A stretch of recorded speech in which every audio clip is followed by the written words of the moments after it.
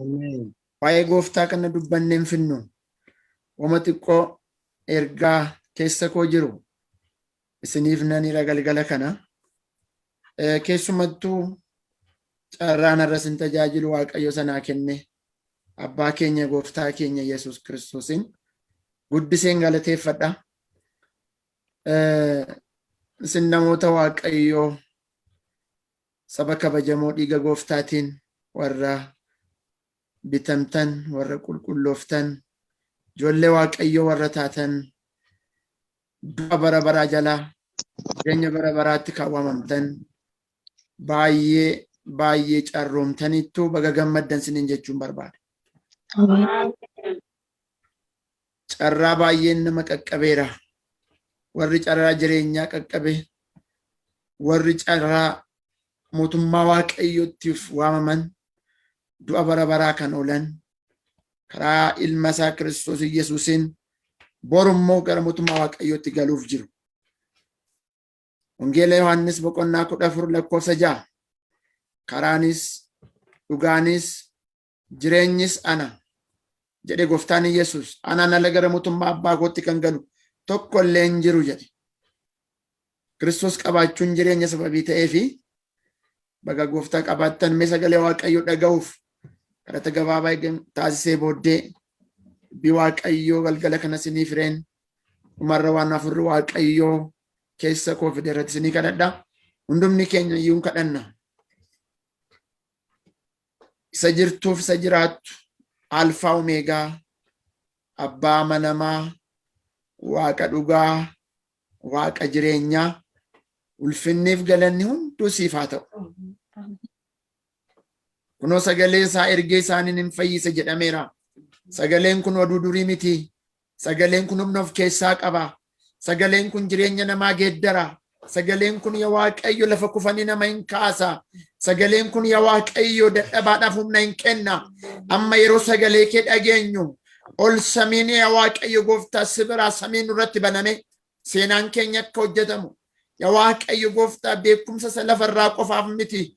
Jireenya keenya akka geeddartu, keessa keenya akka geeddartu, humna keenya akka geeddartu, amantii yaa Waaqayyo dhugaa akka qabaannu, jireenya dhugaa akka qabaannu, namummaa keenya kana yaa Waaqayyo hafuurri kee akka to'atu maqaa gooftaa Yesuusiin sin kadhadha. Hunduma keenyatti dubbadhu, nu fayyisi, jecha kee Waaqarraa nuuf ergi. Furri qulqulluun barsiisaadha jedhamee caaffameera. Ati qofaan nu barsiisi. Maqaa gooftaa keenya Yesuusiin ameen.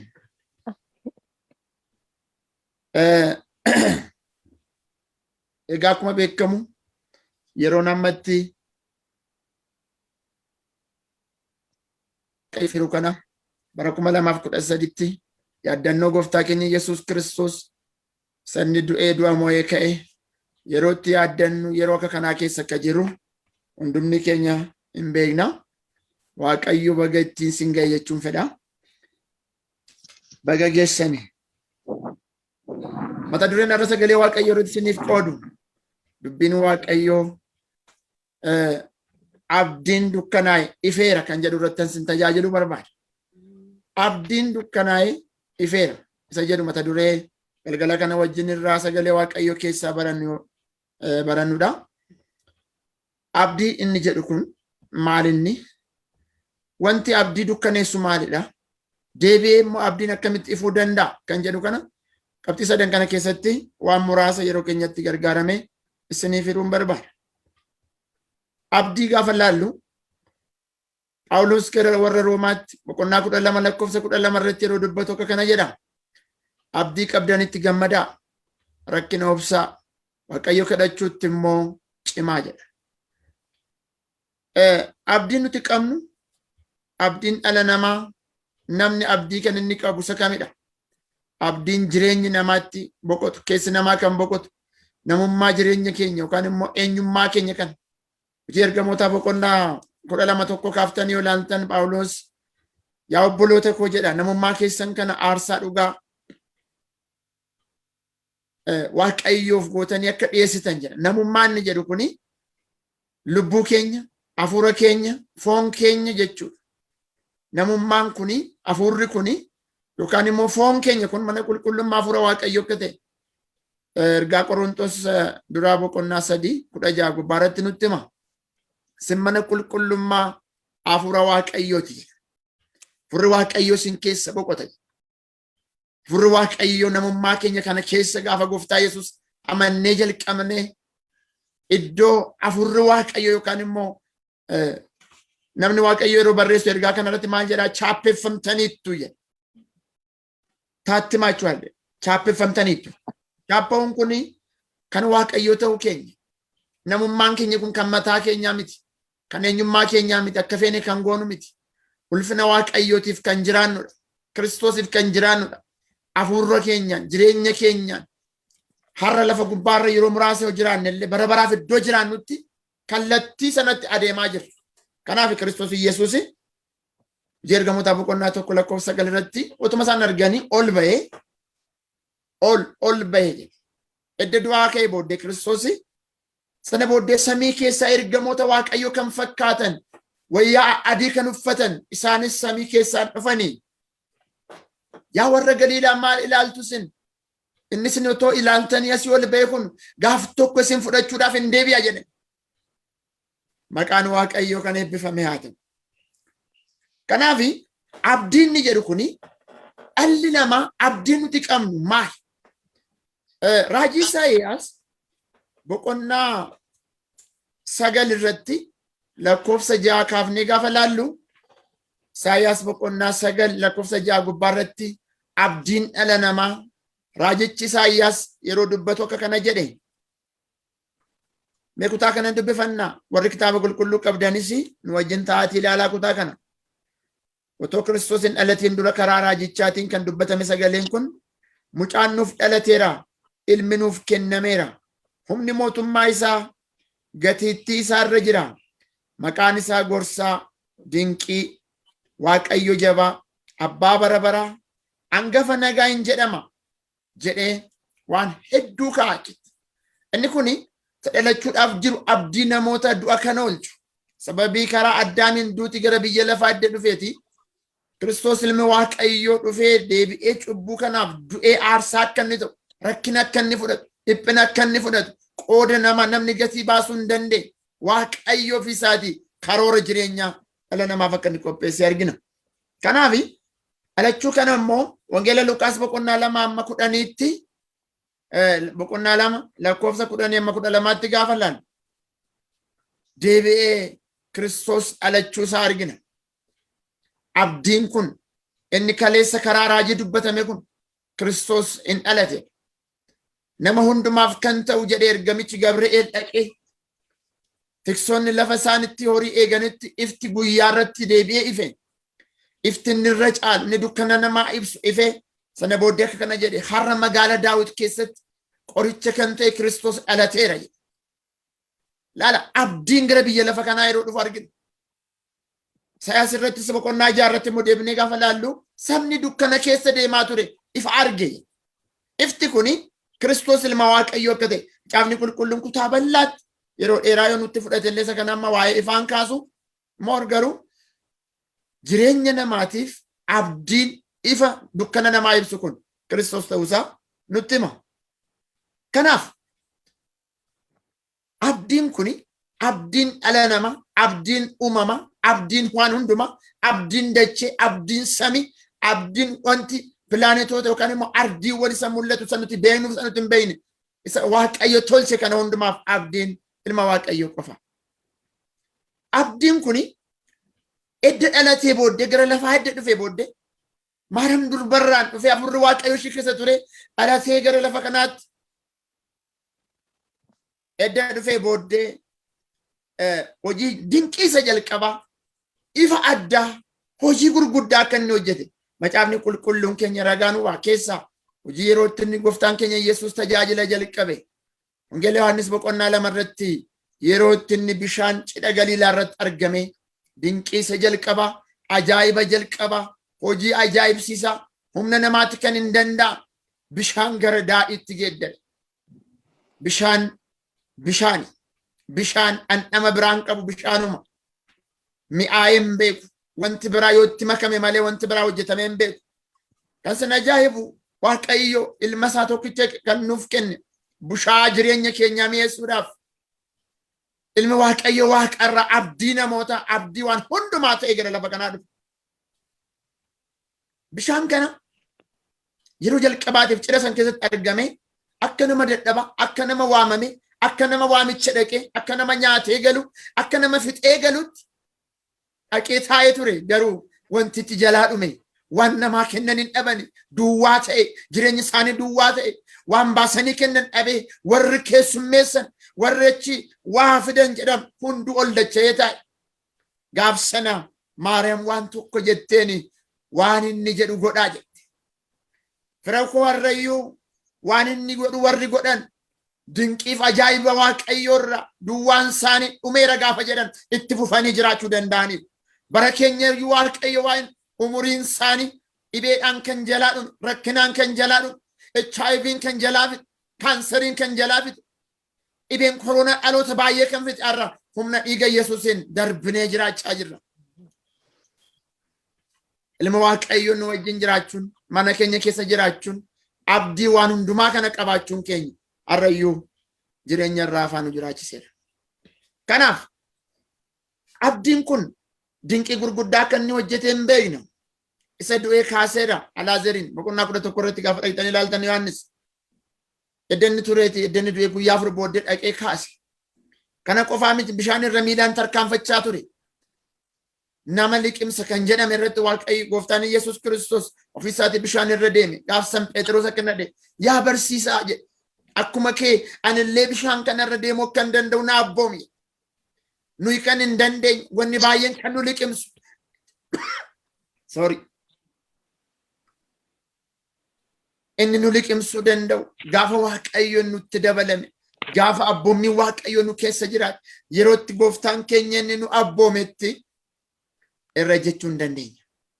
Humna keenyaan kan hin dandeenye, dandeettii keenyaan kan hin dandeenye, yaallee kan ta'uu dide yeroo Gooftaan gara jireenya keenyaatti dabalamu ni danda'ama hin ta'a milkoofne.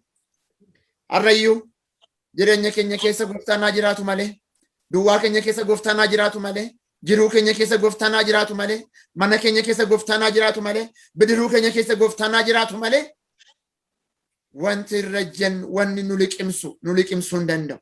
Biyyi lafaa nu liqimsuu hin danda'u. Sirbi nu liqimsuu hin danda'u. Xuraa'ummaan nu liqimsuu hin danda'u. Wanni biyyi lafaa har'a miidiyaa adda addaa irratti gadhiisu jireenya namaa kan namoota baay'ee kan fudhate nu hin danda'u. Sababiin isaa inni hundumaa mo'ee abdiin keenya nu wajjin waan jiruuf. Kanaaf dinqii kana hundumaa godhee gaaf tokko abdii akka kanaatoo jiraatanii namoota hedduudhaan biddeen 5 fi qurxummii 2 namoota 5,000 ol edda nyaachise ajaa'ibsiisee maaddii irraafa masoobii yookaan immoo maaddiin 12 akka inni ka'e sagalee Waaqayyo dinqii inni hojjete keessatti waan hedduu argina. Maraatota hedduu hiikeera Gooftaan keenya, jaamota hedduu hiikeera Gooftaan keenya. Qoricha tokko malee dhibamoota baay'ee tola fayyiseera. Waggaa 38tiif warra dhibamaa turan akkasumatti dhaqee kaasee gargaaraa ture. Abdii ture inni kun. Abdiidha namootaaf biyyaaf kan jedhame. Kanaaf abdiin kun deebi'ee yerootti inni dukkanaa, yerootti inni Isaayaas boqonnaa 53 irraa kutaa tokko wal faana laallanna. Isaayaas boqonnaa 53 irraa baay'ee sagalee natti tolu yookaan immoo sagalee baay'ee jaaladhu. Kutaa kana tokko guutummaatti dubbifattanii nutti tola yeroo keenya irraa kan ka'anii kutaa kana hundumaa yoon dubbisuudhaa baadhellee sin dubbifadha. Innis lakkoofsa 3 kaasee akkas jedha. Lakkoofsa 4 irraan dubbisa. Inni garuu dhugumaan dhiphina keenya ofirratti kaa'e. Muddama keenya sin baate. Nuyi garuu akka waan Waaqayyo dha'icha isaatiin isatti fideetti, akka waan inni isa rukuteetti gadi in deebisneettis in lakkoofne. Inni garuu balleessaa keenyaaf in waraaname. Sababii yakka keenyaafis reebame in caccabsame. Nuyi nagaa akka argannuuf inni in adabame. Madaa'uu isaatiin fayyinni nuuf in argame jedha. Haaleluyyaa. Galanni Waaqayyoof haa ta'u. Nuuf jecha abdii ta'ee namootatti biyyaaf addunyaadhaaf abdii guddaa jedhanii dhalate kun ifa ta'ee dhalate kun karaa Isaayaas raajichaan deebi'ee abdiin kun yeroo inni akka hoolaa callisee yeroo inni reebamu yeroo inni fannifamu yeroo abdiin dhala namaa duuka buutotni yeroo sana turanitti Wangeela Yohaannis boqonnaa 21 irratti balbala cufatanii Yesuus duukaa warri turan illee ari'atamanii sodaatanii yeroo gaddan keessatti Gooftaan Yesuus Kiristoos edda awwaalamee booddee awwaala keessaa ka'ee gara isaanii dhaqee guyyaa 40 lafarra deddeebi'aa ture. Yeroon sun yeroo gaariin turre, yeroo abdiin itti dukkanaa'u ture, yeroo qabnee Gooftaan hundumaa dhiifnee isa duukaa buune nu jalaa dukkanaa'e jedhanii yeroo itti abdiin dukkanaa'u fakkaatedha jechuudha. Akka waan humna hin qabneet of oolchuu dadhabe warri kaanillee loltoonni Roomaa qabanii yeroo isa reeban yeroo isa gara fannootti ol baasan kun inni fannifame kun mootii ofii isaatii of oolchuu hin dandeenyedha. Dadhabaadha. Waa'ee kan hin baafnedha jedhanii itti qoosaa turan. Itti tufaa turan. Xoofoo dhangaggaas afaan isaatti yeroo gaditti dhangalaasanii innis Elohee Elohee lamaa sabaqtaanii jedhee iyyee gara abbaa isaatiin lubbuu isaa dabarsee nuuf kennudha. Duuti sun jireenyaaf du'a keenya du'uudhaaf malee abdiin yeroo sana keessatti namootatti kan dukkanaa'u fakkaatellee abdiin kun deebi'ee akka inni ife kan irratti immoo abdiin dukkanaa'e kan jedhu mata dureen kun deebi'ee ifuusaa argina. Kiristoos Yesuus du'ee namni guyyaa sadaffaatti hin ka'e awwaalas diigee ka'e. Wangeela Luqaas boqonnaa 24 dubbifadha. Kiristoos Yesuus du'ee du'a moo'ee ka'uusaa argina kutaa sanatti. Maariyaam faa gara awwaala isaa yeroo dhaqan shittoo dibuudhaaf yeroo dhaqan dhagicha eenyutu irraa nuuf kaasaa jedhanii kaasaa deemu ture.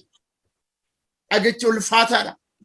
Yoosef dhagaa awwaalchaa san keessatti iddoo awwaalchisaa keessatti waan awwaalchisee fudhatee reenfasaa sana booddee Maariyaam faa shittoo dibanii gaggeessa dhuma abdii kutannaa isa dhuma ergaa isa dhuma jedhanii Gooftaa waan jaalataniif irraa gargar ba'uudhaaf akkuma namaatti se'anii gaafa dhaqan dubbiin garagareedha.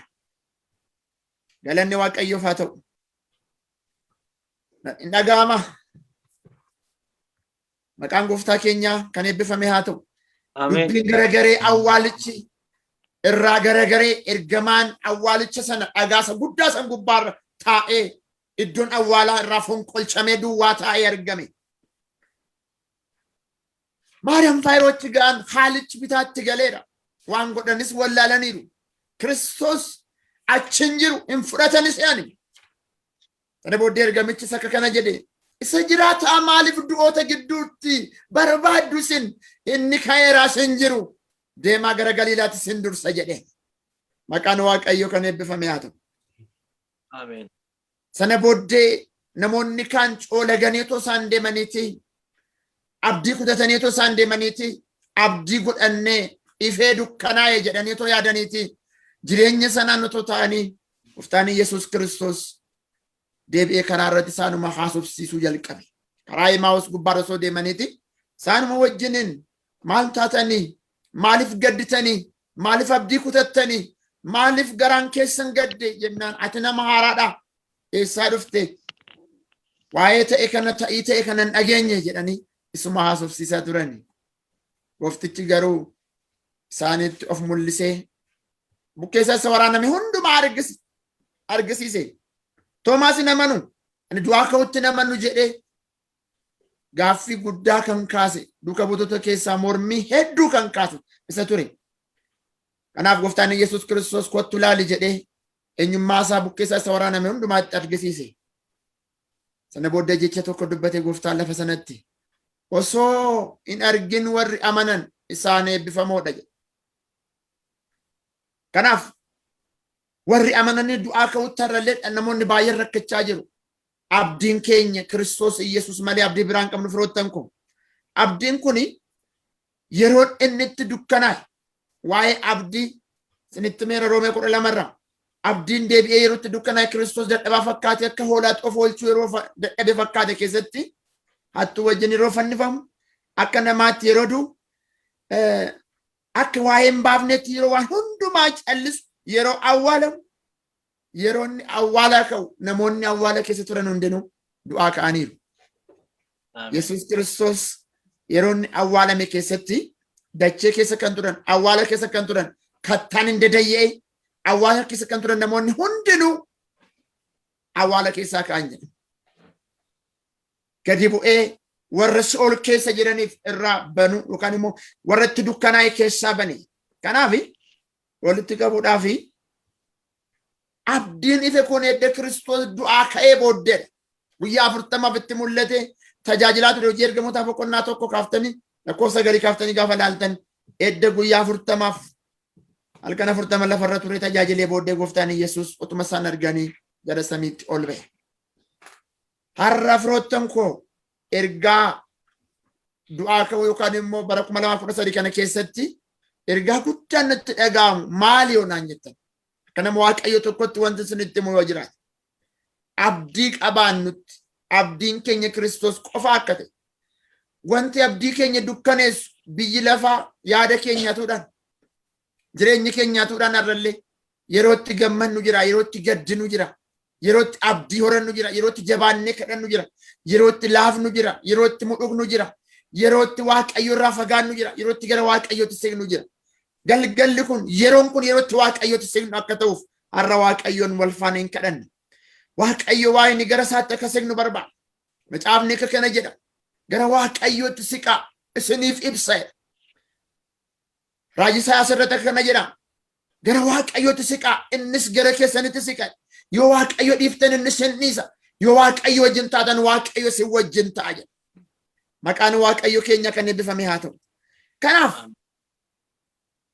Yesuus Kiristoos yookaan immoo Luqaas boqonnaa 24 kaafnee gaafa ilaallu akkamitti akka inni du'aa ka'e awwaalichi lafti dacheen qabachuu akka isheen didde lafti dukkana akka dukkanaa'e dubbiin Waaqayyo kutaa kana keessatti bal'inaan hin ka'a. Yeroo gooftaan Yesuus Kiristoos awwaalame kaasee lafti hin hurgufamte eegdonni akka waan hin jirree ta'anii dhagaan kattaan inni namoonni awwaalaman hundinuu hin tatarse. Kanaaf abdiin keenya abdii jiraataan kun gaaf tokko deebi'ee inni utuma isaan arganii ol ba'e kun deebi'ee nu fudhachuudhaaf Waaqarraa hin dhufa. Mootummaan Waaqayyoo dhiyaateera. Har'as wanti lafarraa kun abdii nu ta'uu hin danda'u. Har'a jireenyi nuti jiraannu kun abdii nu ta'uu hin danda'u. Jireenyi nuti dhugaan kiristinnaa dhugaan abdii dhugaan amanannaa dhugaan gooftaa keenya Yesuus Kiristoos qofaadha. Kanaaf abdii jiraataa qabna. Abdii bara baraa qabna. Abdii nun ganne qabna. Abdii haala keessatti nutti hin geeddaramne qabna. Inni akka namaa miti Waaqayyo haala laalee hin deemu. Odeeffannoo fudhatee hin deemu. Waa'ee namaa gaafatee hin beeku Waaqayyo. Wangeela Yohaannis boqonnaa 19 irratti gaaf tokko balballi cufamee jiru Yesuus garuu bartoota isaa raafamanii booddee gara isaanii dhaqe. Nagaan isiniif haa ta'u jedheeni jedha. Yeroo sana keessatti waan isaan dhaban nagaadha. Nyaata miti, beelaanii miti, uffachuu miti, waan biraa miti kan isaan dhaban. Kan isaan barbaachisu nagaa ture. Har'ayyuu nan jedha maqaa gooftaa Yesuusin nagaa kan dhabe. Har'a na hordofaa warra jiran kana keessa amma nagaa kan hin qabne yoo jiraate galgala kana nagaa guddaa isinii ramada. Ameen. Humna dhiiga Yesuus Kiristoosin nagaa guddaa fudhadhaa. Ameen. Gooftaanis harka isaa diriirsee akkas jedheeni. Nagaan isiniif haa ta'u jedheeni jedha. Ameen. Mee akkas jedhaa namni na dhaga'oo jiraate nagaan naaf ta'eera jedhaa namni amanu. Nagaan naaf ta'eera. Abdii jiraataan qaba jedhamee dabalaati. Abdii jiraataan qaba. Nattin dukkanaa'u jedhamee dabalaati. Nattin dukkanaa'u. Naa ifeera jedhamee namni amanu. Ifeera. Har'a galgala kana wanti ta'u jira. Wanni namootatti dudukkanaa'u. Abdiin namoota harkaa dhume galgala kanaa kaasee if waa jalqabu. Humna dubbii sagalee Waaqayyoo irra jiru kanan dubbadha. Amaneen dubbadha. Waaqayyo la jecha afaan koo hin taasisan amana. Har'aa jalqabee la nagaa kan hin qabne nagaa argatu. Ameen. Yesuus Kiristoos gooftaadha. Ameen. Naaf dhumarratti gooftaan Yesuus du'aa ka'ee otoo isaan arganii ol ba'e. Ameen. Wangeela Yohaannis boqonnaa 14 irratti lakkoofsa 1 irraa lapheen keessan hin raafameen anatti amanaa waaqayyo abbaa kootti amanaa mana abbaa koo keessa iddoo jireenyaa bal'aatu jira abdiin isa sana firoottan koo ijji keenya waan eegu qaba garaan keenya waan abdatu qaba Daawit akka kana jedhe dacheen kun yoo dhidhimte gara lagaatti yoo fudhatamtellee ani abdiin qabaan hin sodaadhu jedhe Ameen. bara dhumaan rakka jirru addunyaa kana keessatti wanti ta'u wanni ta'aa jirus wanni ganaa dhageenyus waanuma kana caala badaatti gammannu miti abdiin keenya garuu bara baraan jiraataadha Ameen. inni nutti dukkanaa'u nu ifaa deema warra kaanitti dukkanaa deema amantoota ijoollee waaqayyootiif garuu ifti sun ifti bara baraa kun gooftaan keenya Yesuus nuuf ifaa deema Ameen. namni amanu iyyee naa ifaa deema haa jedhu Naa ifaa deema. haleluuyaa Ameen. sinittiin dukkanaa'u wanti ta'aa jiru sinittiin dukkanaa'u wanni addunyaan dhalootattiin burjaajessaa deemu kun hundi isaa tokkollee sinitti dukkanaa'an deemu siniif ifaa deema Ameen. keessi keessan ifaadha Ameen. qulqulli keessan ifaadha Ameen. jireenyi keessan ifaadha Ameen. Kiristoos wajjin sababii jirtaniif wanti kamillee ifaa deema geeddaramaa deema mul'achaa deema Amen. Ameen. ganni waaqayyoof haa ta'u Amen. ergaa koo har'aa walitti qabuufan jira abdiin dukkanaa'ee hin ifa Ameen. abdiin keenya Kiristoos deebi'ee ifa bara baraatti ifa nam tolcheen taanetti ifa harka namaatiin hin hojjetamaneen firoottan koo waaqayyo waa inni ofuma isaatii ifa ta'ee mootummaa isaatti gaafa galle jireenya bara baraatti gaafa galle gaaf sana humna ibsaatiin yookaan humna bishaaniitiin humna iddoo adda addaa qilleensaan argamuun nu ifa miti. Hoolichi fooluma isaa ofuma isaatii ifa jedhama caafni keenya. Kiristoos mootummaa isaa keessatti edda sassabamne jireenya bara baraatti edda sassabamne fuulli hoolichaa ofuma isaatii ifa jedha. Gaaf sana namni sirraa iswiichii tokkoon dhaamsu hin jiru. Aarii kee mana lakkaa'e jedhee namni ibsaa kaffaluu didde jedhee si gaafatu hin jiru. Abbaan kee abdiin bara baraa ifa ta'ee si gaggeessa. Ameen. Ifa kana keessatti hirmaatota ta'uudhaaf har'a abdii otoo hin kutatiin cimanii deemuudha. Amen. Ameen. Mudhii ofii jabeeffatanii fiiguudha. Waan namatti dukkanaa'u keessa bahanii deebi'anii ifa kana keessa deddeebi'uudha. Ijoollee ifaa ta'anii jiraachuudha. Biyyi lafaa abdii keenya nu harkaa buusuudhaaf waan baay'ee gochaa jirti sababii ta'e firoottan koo. Kanaaf Kiristoos Yesuus ofii isaatii aarsaa ta'ee jireenya isaa nuuf kennuunsaa iddoo ulfinaa isa bara baraa isa harka waaqayyootiin tolfame mana waaqayyootti isatti nu galchuudhaaf. Kanaaf abdiin keessan kamillee haala kamiin keessattuu bakka hin dukkanoofne sagalee waaqayyoo nutti meera. Ifa bara baraatti, ifa jireenyaatti, ifa mootummaa waaqayyoo keessatti isa Kiristoos hoolichi ofuma isaatiin nu ifutti geenye gaaf tokko wal faana mootummaa waaqayyootti akka wal arginu abdii guddaan qaba. Ameen.